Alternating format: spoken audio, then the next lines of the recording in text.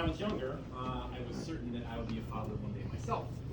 But as I aged a little bit, my interest in fatherhood waned, and my mother, panicking about the possibility of being without grandkids, I am an only child, would occasionally say things like, "Who are you going to leave all your stuff to when you die?"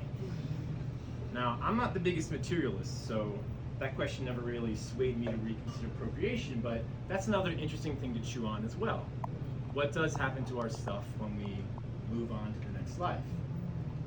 And if we chew a little bit more, what is it that we do leave behind? Is it stuff? Is it accomplishments? Is it a career, some notoriety? And whatever it is that we do leave behind, is that our success? I live on land with apple trees planted by men who never tasted their fruit. The land that I speak of is up in the Catskills. It's a modest 70s style cabin on 2 beautiful acres, 2,200 feet up on a mountain. My spouse Chiaki and I bought this land almost 2 years ago, and we spent most of last year living up there. It's a wonderful, wonderful place. The guy who lived there before us, we heard, was a bit of a recluse. He was a city guy, came up occasionally. He was the one who planted those apple trees many years back. We heard through the grapevine that he was a bit of a grump. He didn't have any kids, didn't like his wife, and towards the end of his life he really struggled with illness and depression. When he moved on, his niece just put the place on the market just to get rid of it. The land has 6 fully grown apple trees. 4 of them are planted at each corner of the cabin, so you can see them from every window. You can smell their sweet perfume when sitting out on the deck. They are wild, they're overgrown, but almost all of them bear fruit. There's only one tree that was completely dead when we first bought the place. It was a tree at the end of the driveway. And we knew that one windy storm would send that tree flying on top of the car, so she had to come down. But that first year, we're being city slickers, we don't own a chainsaw, so we turned to the old men on the mountain. There are 2 old men on the mountain, Paul and Lawrence, one just up the road, the other just down. This year they will be 79 and 83 years young. They are Tweedledee and Tweedledum, salt and pepper shakers with the energy of teenage boys. They heard that we needed a tree coming down, and so one afternoon they zipped over on their ATVs. Yes, they still ride ATVs with chainsaws and a rope. Lawrence, the young spry one at 79, he gives the directions. He's like, "All right, you go up there, you tie that rope around that tree, and you pull the length of it the way though you want it to fall." So I'm like, okay, so I grab the rope, and Chiaki grabs the rope, and Paul, fit as fuck at 83, grabs the rope, and pulling on it, and Lawrence is hacking away with the chainsaw, and Lawrence says, Lawrence is hacking away, Paul says, "Now when I say so, run like hell." And so we're pulling on this thing, the thing is towards us, the apple tree is tipping, it's tipping, it's tipping. Lawrence stops cutting, Paul drops the rope, he says, "Run!" And we run like hell, we clear out just in time, branches flying everywhere.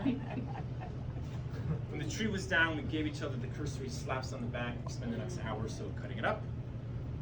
I assembled some vodka sodas for the 4 of us. That's the old guys drinking choice vodka soda. We sit on the deck, covered of wood chips, taking in the quiet comfort of life on the mountain. They ask us what we want done with the dead tree stump. It's kind of tall, it's like 3 or 4 feet up. Lauren suggests carving it into a seat to sit and look at the rest of the property. Paul asks if we're going to plant anything new in its place. I say we don't know yet. We got to think about it. I live on land with apple trees planted by men who never tasted their fruits. I can say, in the last couple years of my life, that my life does not look like I thought it would when I was younger. The seeds I planted long ago have created much different trees than what was printed on the package, to really lean into the analogy.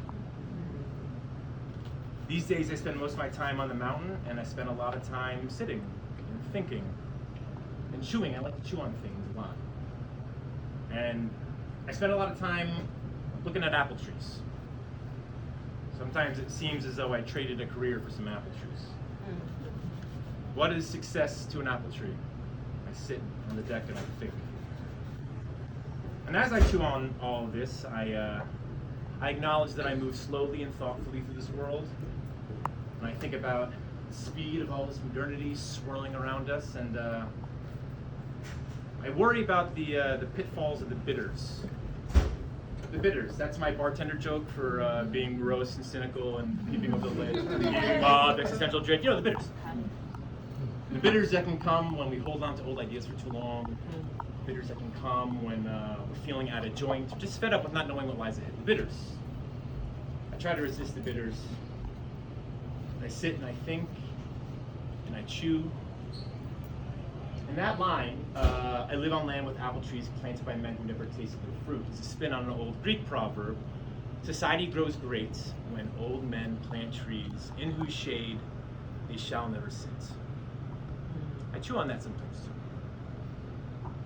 Well, last year, as I sat, I watched the sun move over the land from winter to spring to summer to fall. I took note of trees, the shrubs, of the birds and the deer. And last fall, on the mountain, after a year of sitting, we were blessed with apples. A lot of apples, a bounty of apples. So many apples I didn't know what to do with. And with not much else to do, quite frankly, I tried my hand at making apple cider. And I did. And it was terrible. It was so bad, but it was thrilling. It was absolutely thrilling, and I cannot wait till September when I can try again. We gifted a couple bottles of the cider to Lawrence and Paul for all their help last year, and maybe they were just being polite, but Paul did slap me in the back and told me I did have a good job. So, the Appletini. Let's get a couple things straight, okay? The Appletini is not the martini, okay? Martini is a classic. She is timeless. She is literally without time. She's not going anywhere. The mere mention of an Appletini raises an eyebrow. She is revered by some. She's loathed by others. She's a thing of a moment, of a time. She's unique, specific. She's a wild card, a fad. Her success cannot be guaranteed.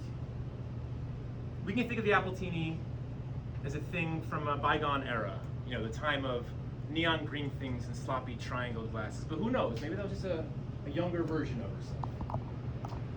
The Appletini today, at least the one that I have circled in on, has the four elements of a perfectly balanced drink. Vodka, the booze, the backbone.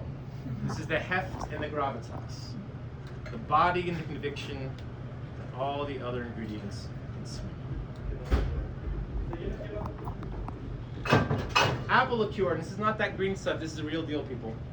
This adds the sweetness, the youthful optimism much needed these days. I can only hope that one day I make something with my apples that can come close to this. Lemon juice. This is an acid. I like to think of this as a sharpness, a quickness, maybe an immediacy to the present moment. And just one dash of the bitters. Angostura bitters will add a complexity, a knowledge that can only come with sitting and thinking and chewing. But be careful. With too many dashes, the bitters will completely take over. Your cocktail will be unpalatable. But with a gentle touch, one small dash, the bitters will actually elevate your cocktail and make it interesting and delicious. Maybe a better version of itself. So now, I'm going to shake all this shit up.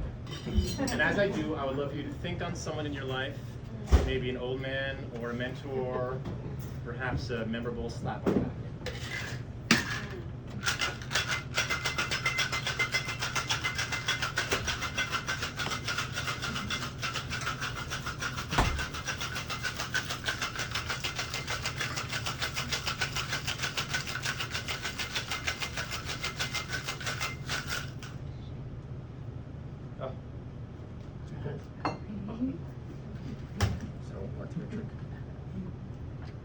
Oh, there it goes.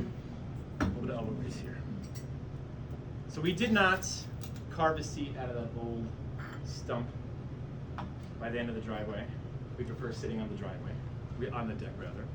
But this spring, we did plant a new apple tree.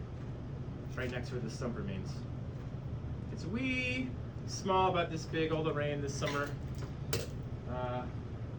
gave her a couple of green leaves, and who knows? Maybe Chiaki and I will still be around when she begins to bear fruits. Maybe we'll be old men, Or maybe it'll be something to leave the next person who lives there, the next stewards of the land. But I would love to raise this Appletini to this time, to this moment, to old men, to apple trees, to sitting, to thinking, to chewing, to moving on past old ideas, and to resisting the bitters. Cheers.